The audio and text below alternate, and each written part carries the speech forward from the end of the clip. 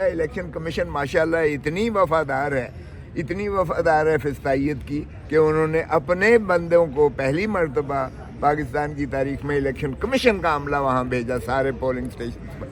तो जब आपके पास सारे के सारे पोलिंग स्टेशन आपके कंट्रोल में हो तो फिर मुझे बताइएगा कि आपको क्या नतीजा समझ आता है। शफाफ इलेक्शन के लिए आपके सीएम साहब ने क्यों धमकियां दी?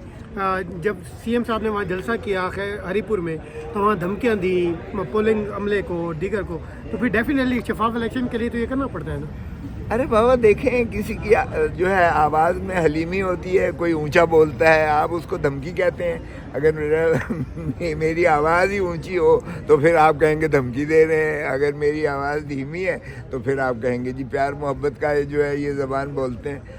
ऐसी बात बिल्कुल भी नहीं है। अगर चीफ मिनिस्टर ने ये कहा कि कोई भी अगर बेईमानी करता हुआ पकड़ा गया तो मैं उसको लटका दूंगा, तो ये एक कॉमन बात है जो मेरे ख्याल में सियासतदान करते हैं, तो कोई ऐसी बात नहीं है। पहले तो नहीं होता, इसकी तारीख तो नहीं नहीं, पहले ये कभी होता भी नहीं था। पहले इस तरह से बेईमानी होती भी नहीं थी। पहले इस तरह से जो है इलेक्शन कमीशन इतना मुतासिब होता भी नहीं था।